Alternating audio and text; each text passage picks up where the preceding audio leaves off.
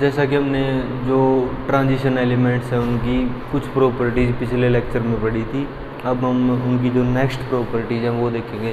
पहली जो उसकी नेक्स्ट प्रॉपर्टी है वो है आयनाइजेशन एनर्जी।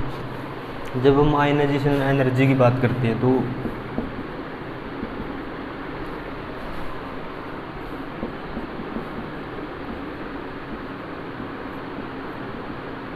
सबसे पहले हमें ये पता होना चाहिए कि आयनाइजेशन एनर्जी क्या होती है।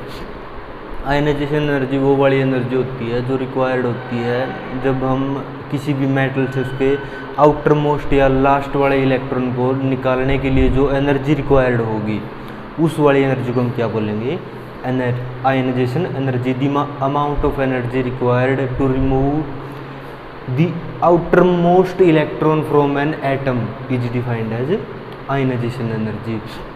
तो जैसा कि हमें पता है कि पहले फिर इसका जो 3D वाला ट्रेंड को देखने से पहले हमें ये पता होना चाहिए कि आयनाइजेशन एनर्जी डिपेंड किस चीज़ पर करती है। पहला जो फैक्टर है जिस पर आयनाइजेशन एनर्जी डिसाइड करती है या डिपेंड करती है वो है size. Second one is nuclear charge.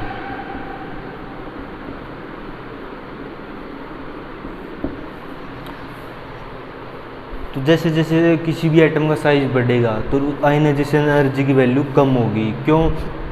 क्योंकि जैसे जैसे साइज बढ़ रहा है तो जो आउटर मोस्ट इलेक्ट्रॉन है उसकी बाइंडिंग कम हो रही है न्यूक्लियस के साथ। जो किसी भी एटम में कोई भी इलेक्ट्रॉन रिवॉल्व कर रहा है उसको कौन बाइंड करके कर रहा है, उसका जो न्यूक्लियस के साथ बाइंडिंग है वो उसको बाइंड करके रख रही है। फिर जैसे जैसे न्यूक्लियर चार्ज बढ़ेगा वैसे वैसे जो आयनाइजेशन एनर्जी की वैल्यू क्या होगी, इंक्रीज होगी। क्योंकि जो आउटर मोस्ट इलेक्ट्रॉन है उसकी बाइंडिंग स्ट्रॉन्ग होगी न्यूक्लियस के साथ। जब आप देखते हैं कि जो जैसे फॉर एग्जांपल थर्ड वाली ट्रांजिशन सीरीज के लिए है,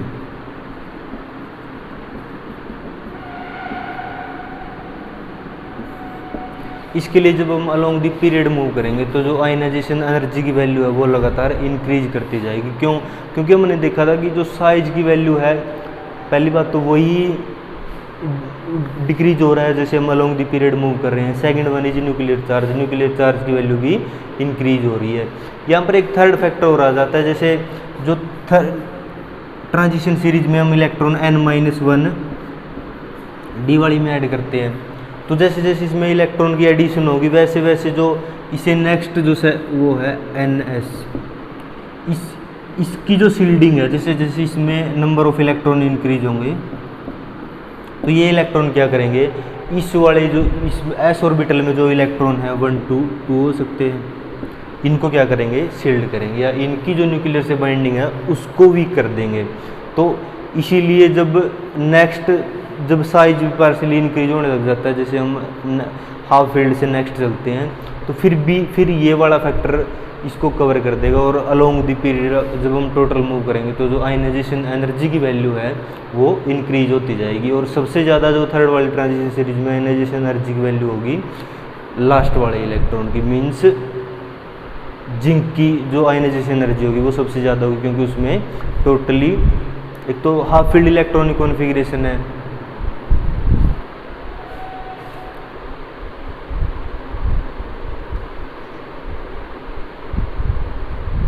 तो अब हम ट्रेंड देखेंगे कि क्या ट्रेंड है जब हम मूव कर रहे हैं या अलोंग द पीरियड मूव कर रहे हैं तो आयनाइजेशन एनर्जी में कौन से वाला ट्रेंड होगा। अब ग्राफ की हेल्प से देखेंगे।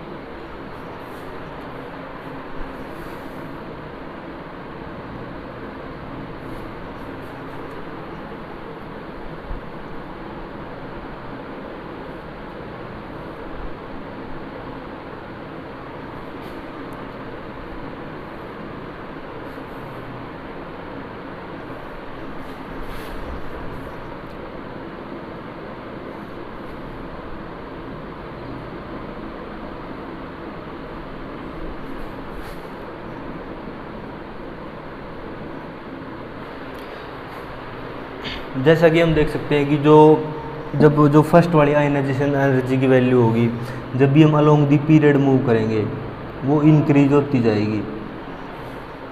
जो अब ये D2, D3, D5, D4, D5, D6, D7, D8, D9 और D10, बट जो इंक्रीज होगी वो एक रेगुलर इंक्रीज नहीं होगा, बट एक इरेगुलर सा ट्रेंड होगा।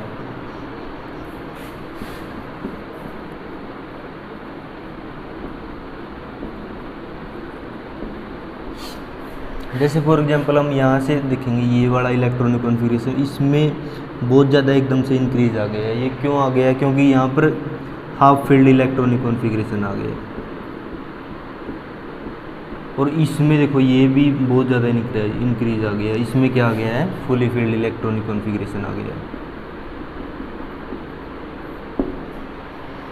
तो वो हमने देखा कि जो आयनाइजेशन एनर्जी है जो थर्ड वाली ट्रांजिशन सीरीज की है, जैसे ही हम अलोंग द पीरियड मूव करेंगे तो वो स्लाइटली या इरेगुलर एक ट्रेंड के साथ पार्शियली इंक्रीज होती जाएगी। आयनाइजेशन एनर्जी दो चीज़ पर ही डिपेंड करती है, साइज के इन्वर्सली प्रोपोर्शनल होती है और न्यूक्लियर चार्ज के डायरेक्टली प्रोपोर्शनल होती है, क्योंकि ये दोनों चीज़ अमाउंट ऑफ बाइंडिंग दिखाते हैं of the outermost electron to the nucleus. जो हमारा न्यूक्लियस है उसके साथ जो आउटर मोस्ट इलेक्ट्रॉन है उसकी बाइंडिंग बताते हैं जो साइज और न्यूक्लियर चार्ज है।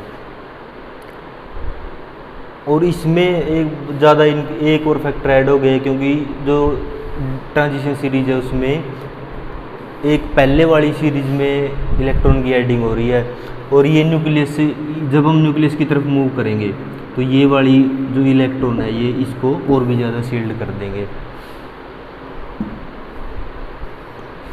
सेकंड जो हमारा प्रॉपर्टी है वो है मेटालिक करैक्टर।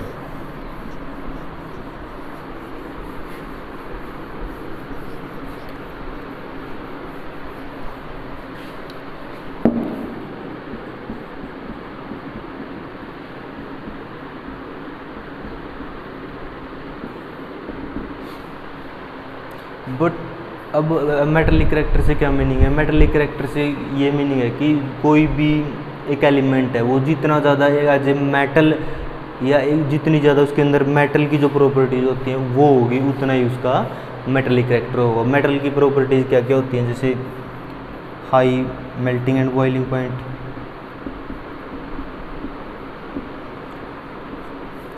सेकंड वाली जो प्रॉपर्टी है मलिएबिलिटी,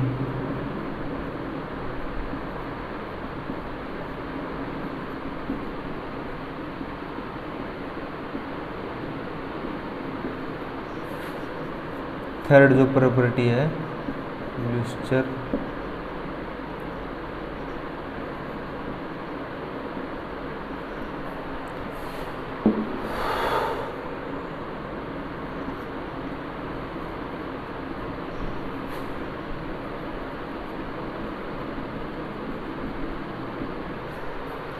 तो अब जब हम थर्ड ट्रांजिशन वाली सीरीज या जितनी भी ट्रांजिशन सीरीज एलिमेंट है उनको देखते हैं तो उनकी क्या ये सभी प्रॉपर्टी उनमें अवेलेबल है। उनका हाई मेल्टिंग पॉइंट और बॉइलिंग पॉइंट भी है। मेलिएबिलिटी एंड डक्टेबिलिटी का मीनिंग है कि जो भी मेटल्स होते हैं उनको हम एक तो प्रॉपर्टी होती है कि उनको चादर की फॉर्म में कन्वर्ट कर सकते हैं पीट कर उनको। सेकंड जो प्रॉपर्टी होती है वो है डक्टेबिलिटी की, उनको पतली महीन तारों की फॉर्म में फॉर्म कर सकते हैं। जैसे जो थर्ड वाली ट्रांजिशन सीरीज है उसमें आयरन है, हमने आयरन की सीट्स पहले ही देखी हैं, या जो और भी मेटल्स हैं उनमें भी ये सभी प्रॉपर्टी है। लुस्टर क्या होता है? ये होता है कि पार्शियल जो चमक है वो सभी के सभी जो एलिमेंट्स हैं उनमें ये वाली प्रॉपर्टी या पॉजिटिव आयन की फॉर्मेशन या जैसे एज ए कैटायन बॉन्ड बनाना। तो जितने भी जो थर्ड वाली ट्रांजिशन सीरीज है ट्रांजिशन एलिमेंट है वो भी इस वाली फॉर्म में रिएक्ट करते हैं, या मेटालिक बॉन्डिंग जैसे शो करना।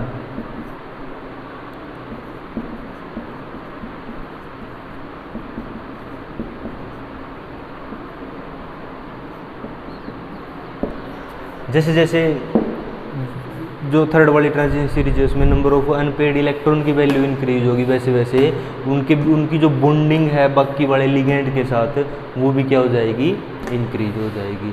तो ये सभी जो इसकी प्रॉपर्टीज हैं वो ये दिखाती हैं कि जैसे जैसे number of unpaired electron increase होंगे वैसे वैसे जो ट्रांजिशन एलिमेंट्स हैं उनका जो मेटेलिक कैरेक्टर है या जैसे हम अलोंग द पीरियड मूव करेंगे तो उनका मेटेलिक कैरेक्टर भी इंक्रीज होगा, मेटेलिक कैरेक्टर इंक्रीजेज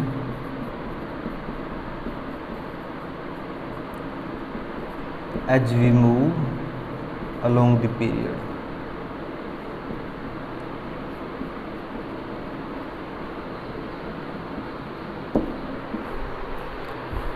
नेक्स्ट जो हमारी थर्ड वाली ट्रांजिशन सीरीज है उसकी जो प्रॉपर्टी है वो है रिड्यूसिंग करैक्टर। रिड्यूसिंग करैक्टर से क्या मीनिंग है कि रिड्यूसिंग करैक्टर से मीनिंग है कि दूसरे जो एलिमेंट है, दूसरा जो उसके साथ रिएक्ट कर रहा है उसकी रिडक्शन करवाना। रिडक्शन का क्या मीनिंग होता है, ये रिडक्शन का मतलब होता है एक्सेप्ट ऑफ इलेक्ट्रॉन।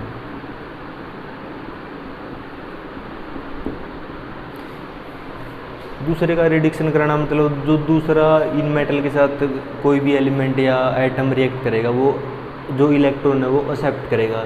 इसका क्या मीनिंग है कि ये जो जितनी भी ट्रांजिशन सीरीज है ये खुद क्या होंगी, ऑक्सीडाइज होंगी।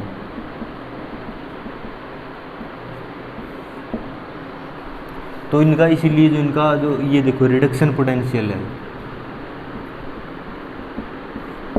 रिडक्शन पोटेंशियल की वैल्यू क्या है, नेगेटिव है। तो इसका मतलब है कि ये जो जितने भी ट्रांजिशन एलिमेंट्स हैं वो इजीली अपने इलेक्ट्रॉन किसी भी दूसरे को दे सकते हैं और खुद पॉजिटिव, जैसे Ti है, Ti2 पॉजिटिव या आयन की फॉर्म में रिएक्ट कर सकते हैं।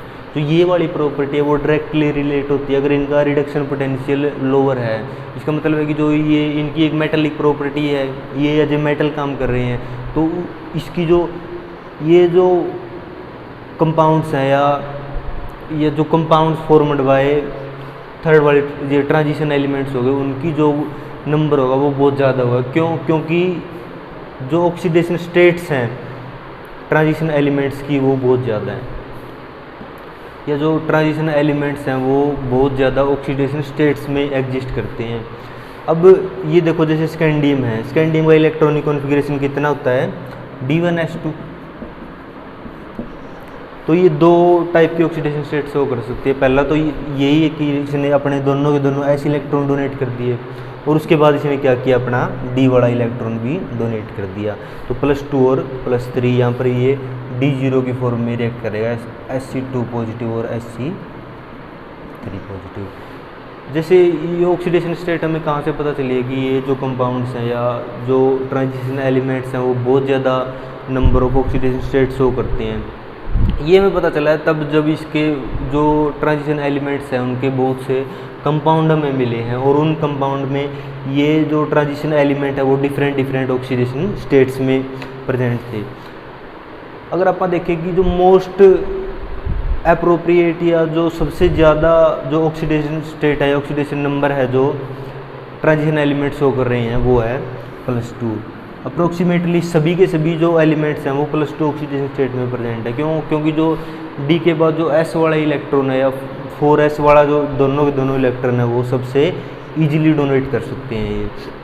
और जो सबसे ज़्यादा number of oxidation state show करता है जो ये देखिए क्रोमियम और मैग्नीशियम। मैग्नीशियम का इलेक्ट्रॉनिक कॉन्फ़िगरेशन होता है D5S2। तो ये +2 से लेकर और +7 तक अपने सभी के सभी इलेक्ट्रॉन डोनेट कर सकता है। D0 की फॉर्म में Mn7 पॉजिटिव की फॉर्म में भी कंपाउंड फॉर्मेशन करता है जो मैग्नीज है। बट जैसे जैसे आप आगे बढ़ेंगे तो जो ऑक्सीडेशन स्टेट की वैल्यू है या number of oxidation state formed by an element है वो डिक्रीज होता जाएगा। क्यों? क्योंकि जो यहाँ पर जाएंगे कि जो देखो जो लास्ट वाला इलेक्ट्रॉनिक कॉन्फ़िगरेशन है वो मोस्ट स्टेबल है क्योंकि इसमें D10 3D10 4s2 वाला इलेक्ट्रॉनिक कॉन्फ़िगरेशन आ गया है। अब ये अपने सिर्फ 2 इलेक्ट्रॉन डोनेट कर सकता है, आगे इलेक्ट्रॉन दे जो तीसरे वाला इलेक्ट्रॉन अगर जिंक को डोनेट करना होगा तो वो किस में से निकालना पड़ेगा, हमें 3D10 के अंदर से निकालना पड़ेगा जो एक मोस्ट स्टेबल इलेक्ट्रॉनिक कॉन्फ़िगरेशन है जो बहुत ईजी नहीं है। तो अब हमने कौन सी दो प्रॉपर्टी पढ़ी है। पहली है रिड्यूसिंग करैक्टर। रिड्यूसिंग करैक्टर का क्या मीनिंग है कि दूसरे वाले जो भी एटम या जो भी स्पीसीज ट्रांजिशन एलिमेंट के साथ बॉन्डिंग करेगी या रिएक्ट करेगी उनको इलेक्ट्रॉन दे देना। या खुद ऑक्सीडाइज हो जाना, वो जितनी भी टेंडेंसी उनकी होगी उतना ही उनका रिड्यूसिंग करेक्टर होगा। जब हमने जो रिडक्शन पोटेंशियल की वैल्यू देखी है जितने भी जो थर्ड वाली ट्रांजिशन सीरीज है सबके लिए नेगेटिव, इसका मतलब है कि ये इजीली अपना इलेक्ट्रॉन डोनेट कर सकते हैं।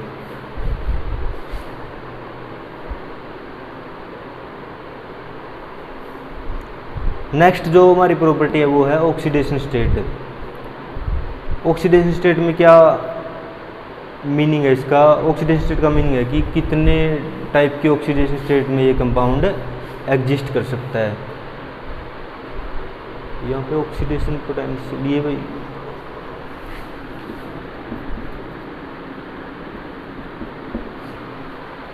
ये इन सभी कंपाउंड का रिडक्शन नहीं सॉरी ऑक्सीडेशन पोटेंशियल है। क्यों? क्योंकि ये खुद ऑक्सीडाइज होंगे तभी तो बाकी जो कंपाउंड है, बाकी जो इनके साथ स्पीशीज लेगी उनको रिड्यूस कर पाएंगे।